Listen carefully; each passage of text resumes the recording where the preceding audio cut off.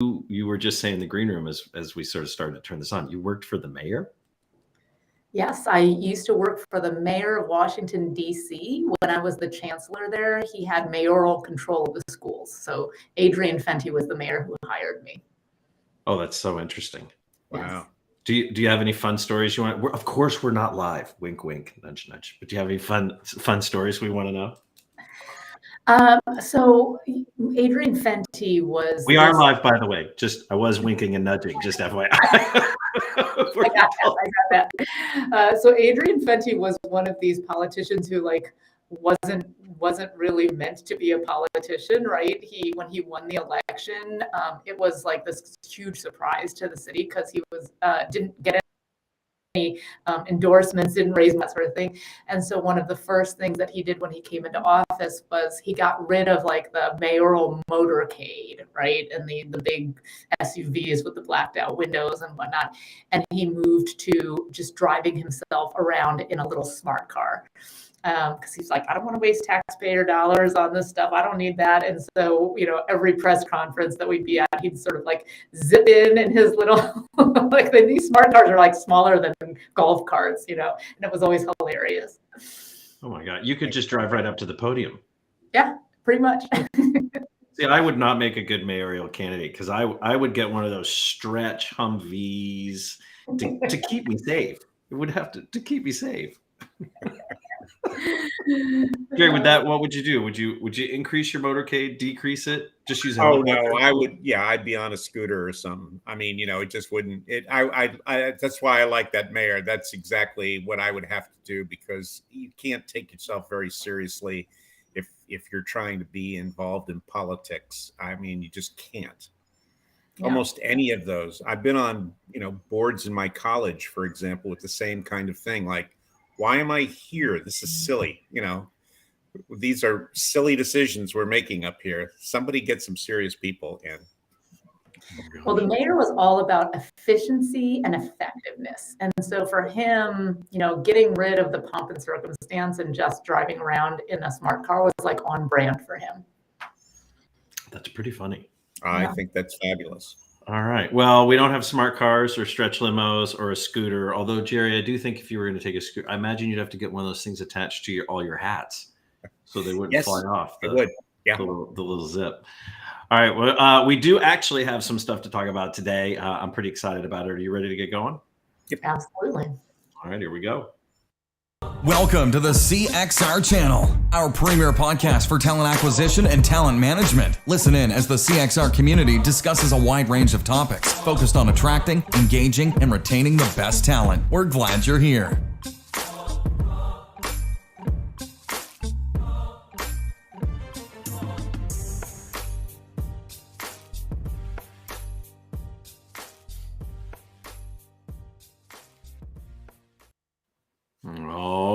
Good morning, good afternoon, hello, and how are you? I am Chris Hoyt. I am your host for the next 20 minutes of this chat. We're going to talk about recruiting stuff. This is the Recruiting Community podcast. We're excited to do this. We try to do them weekly. It's typically a live stream.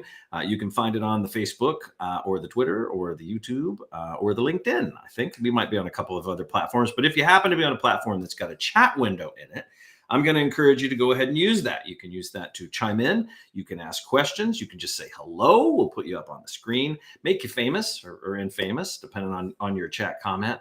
But we'll get that added in there and you can be part of that. Great way to network too. Throw your LinkedIn profile in there if you want to make sure you say hello to everybody. I am joined today. He is dialed in from his new remote garage. Mr. Crispin, my soulmate, how are you? You might be muted. Maybe. Is it just me? Am I the only one that can't hear Jerry? Oh, you can hear me now. There he is. Now I can hear you. Yeah, I was going to say, there's a note saying, I see Jerry on a trike. And there is a story, we're not going to tell it now, that would support that need. But on a trike. On a trike. On a trike. Can't fall over on a trike. No. You didn't even have a trike at the burn. No, and that was the problem. There's vision there. All right. Are we ready? We got a fun topic today, and we have not addressed this today. I think it is an interesting piece about apprenticeships, and with us we have Michelle. Actually, I'm going to bring her in right there from the green room. Michelle, welcome to the show. Thank you. So, Michelle, you're obviously you're with BuildWithin, but I want to give you just a chance to kind of introduce yourself, do a little bit of an escalator pitch, and tell us who you are and what do you do with or at BuildWithin. Sure. So Michelle Rhee, I spent most of my career actually in K-12 education, was the chancellor of the Washington, D.C. Public School District for about 3.5 years. Before that, ran an organization called the New Teacher Project. When I left education, actually my co-founder, Jimena Hartzog, and I used to be educators together. She went off and started a tech company. When she was running that company, she would call me all the time and say, you know what, Michelle, what we were doing in public education was so the right thing, because now I'm on the other side of the equation. I'm an employer and I can't find the skilled workforce that I need to run this company effectively. And so after looking into the situation and trying to figure out like what the issue was, she realized that a lot of her hiring managers and people in her HR department were really focused on just looking at people who had 4-year degrees in computer science and 3 to 5 years of experience to even be considered for a job. And Jimena said, look, first of all, there are not enough people who have those qualifications in the world for all the positions that are open. But furthermore, we have a lot of positions in this company where if you have a great work ethic and transferable skills, we can turn you into a fantastic customer success manager or QA developer. And so to address that, they started a tech apprenticeship program. Ran it incredibly successfully. So when they had an exit from that company, she said, I have my idea for my next company. She said, I want to build a software platform that makes it easier for employers to start and manage apprenticeship programs. And so that was the start of BuildWithin, and that's what we do.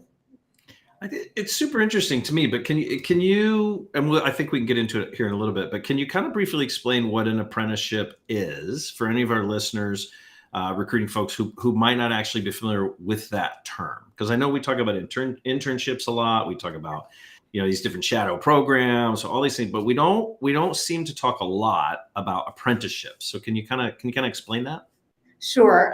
When Jimena first brought up the notion of apprenticeships to me, the only thing that I could think of was blacksmiths and glass blowers in the days of yore, right? Where the master artisan is at work and the apprentice is looking over their shoulder. But the apprenticeship model is actually one in which the person comes in, they are paid a full salary and full benefits. But the idea is that they are learning on the job, learning a new career on the job. And the reason why it's such a compelling model is because we have 11 million jobs in this country every year that go unfilled, and yet we have 10.5 million unemployed people. Many of them will move into those jobs, but oftentimes they feel like they don't have the knowledge or the resources to do that, right? So when people look at a job in technology and they've never done that before, they think, oh, I got to go back to, get a 4-year degree or a 2-year master's, or at the very least, I got to attend a 3 to 4 month boot camp, right? And the reality is that most jobs can't have a gap in income. I have tomorrow. I can't afford to go back to school for any period of time. And the apprenticeship model allows people to move into new sectors, industries, or careers, and do that sort of seamlessly without an income gap, but where there is a very clear and structured way to move into a new job. So it's interesting to me. I mean, I guess I'm wondering what challenges an apprentice, right, would expect to face, and maybe how best to prepare for that. Because you're right, when you said that originally, I think of an apprenticeship, I think a plumber. Right. I think, a very, very skilled, very labor intensive type of role, right? Very manual labor type of role. But it had not occurred to me that these are, I guess, prevalent within corporate, right, in these white collar jobs. So what kind of challenges would an apprentice expect to face, and how could they kind of prepare for those? Yeah. So in this country, apprenticeships have largely been contained to trades and construction. So you're absolutely right. Most people think of the electricians, the plumbers, and those industries have utilized the apprenticeship model quite well. What is interesting is that apprenticeships have expanded beyond those industries in America in the way that they have in European countries. So, for example, in Switzerland, 75% of the adult workforce actually comes through some kind of an apprenticeship program.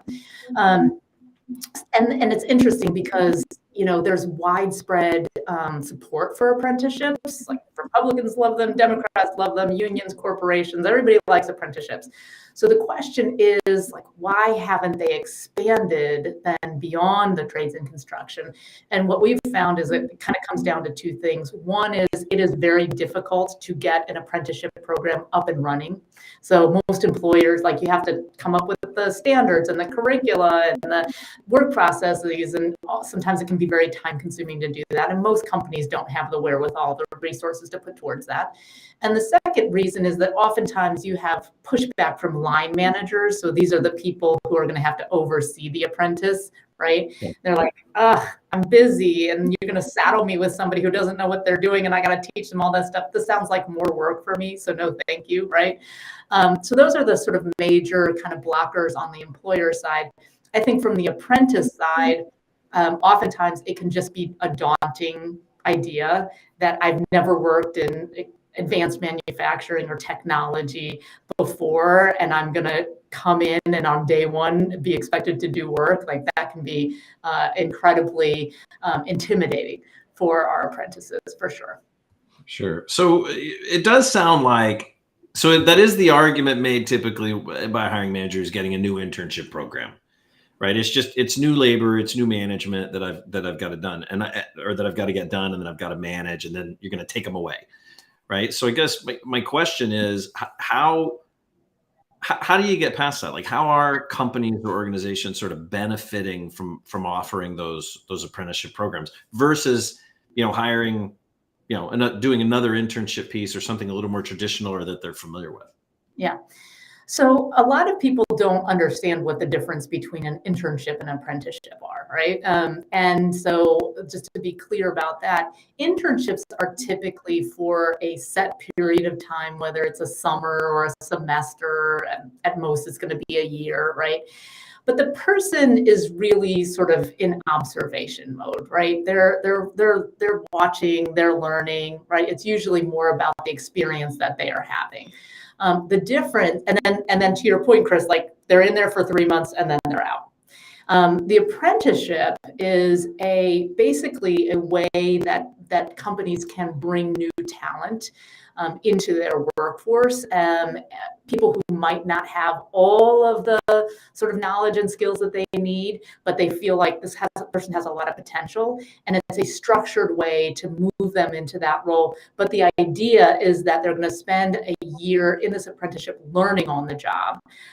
But the goal is to have them employed in that position with that employer in the long run. And one of the great things about apprenticeships, and one of the most compelling reasons for employers to utilize apprenticeship programs, is that the best apprenticeship programs in this country have a 5-year retention rate of 95%. So apprentices, they stay for the long haul. They typically feel like, okay, this employer believed in me when nobody else would. They invested in my professional development, and so they're incredibly loyal. And is that across industries? Yes, that is across industries and sectors. Yeah. So what occurs to me, Chris and Michelle, is in recruiting, there is what looks like, but I'm sure is not, an apprenticeship program where we're talking about kids who are coming out of college and take on the job of becoming a recruiter in a staffing agency. They are taught, and often by individuals, over a period of time until they become performers, if you will. And some obviously stay, but the turnover rate would be way high. And the abuse from a payment point of view, since it's almost always heavily commissionable, rather than a living wage of any kind is a problem. And my point of that is there are so many people who could be great recruiters in a corporation who could, if there were an apprentice program, a formal one that did the right thing with them, they could become great recruiters. There's just an opportunity there because we don't have education related professionally to recruiting. Yeah, that's exactly right. I mean, to your point, Jerry, a lot of roles just throw a huge number of people into the role and it's sort of sink or swim, like you're describing. Mm-hmm. But if you take the idea that you could take those exact same people and put them through an apprenticeship program where the idea is that over this 12-month period, there is very structured learning that they're receiving, right, through what we call related technical instruction. And then you are applying what you learned on the job and you're being given constant feedback on, what your strengths and challenges are, right? When you're doing that in a structured environment and the apprentice and the manager are both very clear on what the expectations are, then your likelihood of success is much greater of that person. And then the likelihood that they're going to be able to stay with the employer for the long term increases as well. So what would you do in the situation that somebody wanted to build an apprenticeship program, let's say for recruiting in their company, and they were willing to put resources against it, but somewhere in this, they've got to figure out what it is you need to learn. Right. In order to accomplish that. And I would argue that there is no one place where that information resides. So it would be a lot of work to do that. It doesn't have to be, though. So one of the things that BuildWithin does as a company is we are an approved national program sponsor with the Department of Labor. We have 13 roles that are approved. And so basically the curriculum, the standards, the work processes for each of these roles is set out. So if an employer wants to start a registered apprenticeship program, instead of going through the year-long battle that it usually takes, they just sign up with us and they can have one within hours. The positive, though, is that every company is a little different in terms of how they want to train their folks, what software they're using, et cetera. So you have the ability to modify and add things that are company specific to the training as well. So most people think, okay, 80% of what a new salesperson needs, for example, is pretty standard. And there's that other 20% that's specific to the company. And our model lets them have both. So your model would allow you to build that with the employer, they adding some of the uniqueness there, but you doing the work or the heavy lifting, if you will, to look at generically what does somebody need. That's exactly right. But I feel like we're talking around another piece of this too, because we are saying this is not an internship program. It differs than that. There's more structure here. But Michelle, we're talking about how it differs and benefits maybe the company as a whole, retention, et cetera, and how it benefits the individual, right, as they're coming in. But what we haven't mentioned yet, and maybe you can help us with, can you discuss how the hiring manager's job changes? Because now we've kind of put them in we're kind of putting them in more of a much more formalized training role, aren't we? Like a mentorship almost. Yeah. Well, when you think about it, that's what great managers are doing with new hires, regardless, right? You've got a new person, you've got to figure out what do they know, where are the holes, and how am I going to get them to be as productive as possible as soon as possible. And so we try to facilitate that actually through the platform, because you actually have, here are all the competencies that this person needs to be able to develop. Here's how I rate them. We actually, when we onboard managers to our platform, we actually tell them, don't start with the apprentice, start with the work, right? Because that's what's top of mind to managers. Like, what do I have to do over the next 2 to 8 weeks with my team? What are the priorities? How am I going to accomplish that? So we tell them to start there. And then based on that, what are the types of tasks that an apprentice could take on? So if you're a sales manager and you're like, hey, we've got a big pitch in 2 weeks, I want the apprentice to take a stab at the deck. Then they can look on the platform, pull down the lessons on what are the components of a compelling sales pitch and how do you create a PowerPoint presentation. You assign those to the apprentice. You'll get a notification when it's complete. And then, you assign the task. Then when you get another notification when that's complete, and you'll be able to assess what they're doing. So it mirrors what would happen anyways in a good managerial relationship. It just provides more structure around it and more transparency for all of the parties involved.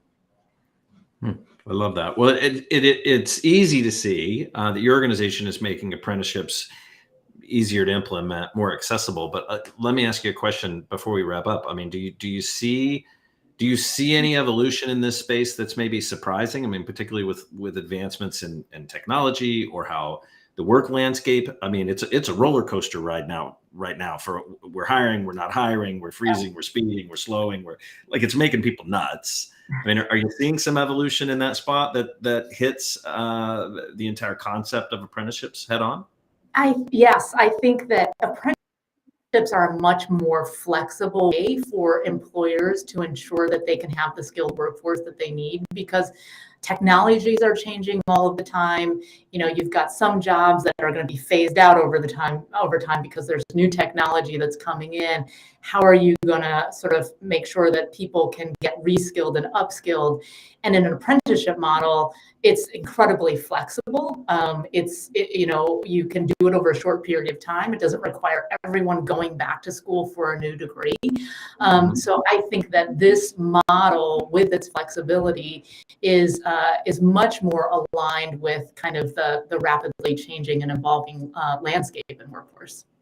There's some flex there. Let me, we got a question that came in, Michelle. For some reason, the platform's not telling me who it is, but I'll put it up on the screen. So somebody on LinkedIn, might be your tricycle fan, Jerry. They're asking, what's the best way to maybe identify candidates for an apprenticeship? So taking into account if they may have a lower skill set, or perhaps it's a longer commitment. Yeah.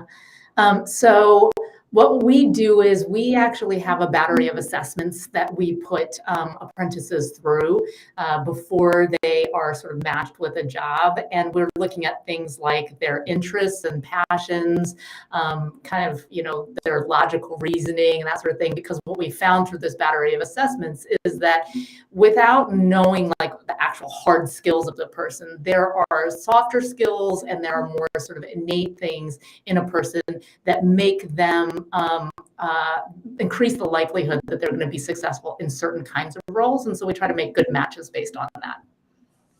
Very interesting. Well, look, we're at time, but I got to ask you, Michelle, we ask all of our guests, at least the ones that we like on the show, if they were going to write a book about this topic and their viewpoint, what would the title of that book be? So Michelle, what would the title of your book be? It would probably be what our company's motto is. And our company's motto is potential over credential, right? So looking past like what's on paper of the people and looking more at what could this person potentially do moving forward. So that's what I would do. Potential over credential.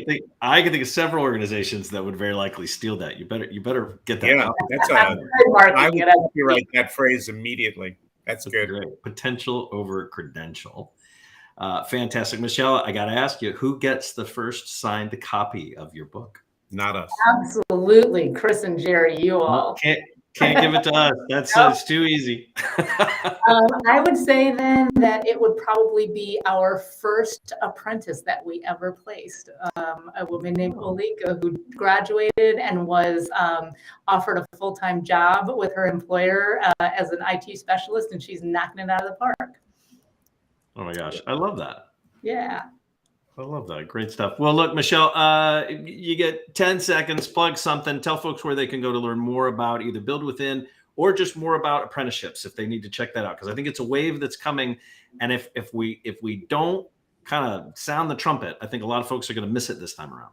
Absolutely. So you can get more information about us from www.buildwithin.com, or you can email me directly at Michelle with 2 L's at buildwithin.com. Oh my gosh, that's favorite. All right. I'm just going to put you back in the green room for just 2 seconds. So don't go anywhere. Don't hang up on us. And super gratitude, much gratitude for you being on the show. We appreciate your time today. Super busy. Jerry, I want to give you a chance. We got a lot going on. We've got TA Talk Tank. We've got the history of recruiting.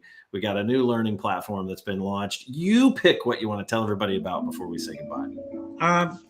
All of them are interesting. I will say that the one thing that I think is really cool. Stop. That was Google. I'm trying to. Don't set mine off. Don't do it.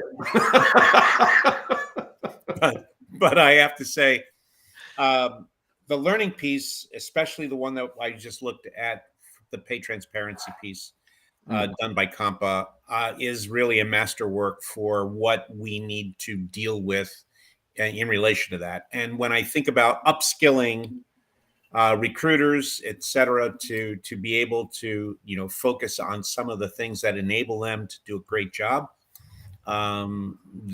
those kinds of learning pieces, I think we have to see more and more of that until we see a body of knowledge around that. I would agree with that. So we've got two in there, actually. So the one we just did in partnership with Charlie Franklin over at Compa, fantastic. If I were still a TA leader and had recruiters under me, I wouldn't let anybody make an offer until they had been through that coursework. But we've got another one on there, too, you were a part of. You have the candidate experience issue, which I think continues to resonate. I keep getting advertisements from people selling me stuff saying, there's this trend that's been happening about candidate experience. You should get involved with this. And I'm going, if only they knew. Thank you very much. All right. If you're interested in checking that out, you can do that at cxr.work/learning. I will say the candidate experience one we launched, we've already had well over 200 people go through that and complete that, get the certificate of training and completion there, those points and hours and creds. And the new one that has just gone live for pay transparency as a recruiting advantage, hands down, probably one of the better courses that I have seen online. So really fun. Hour and a half to take that. Again, it would be a required piece in my team if I still had a recruiting team. All right. Well, with that, we're just going to say goodnight, Gracie. So let's say goodnight, Gracie. Good night, Gracie. Thanks for listening to the CXR channel. Please subscribe to CXR on your favorite podcast resource and leave us a review while you're at it. Learn more about CXR at our website, cxr.works, facebook.com and twitter.com/careercrossroads, and on Instagram at careerxroads. We'll catch you next time.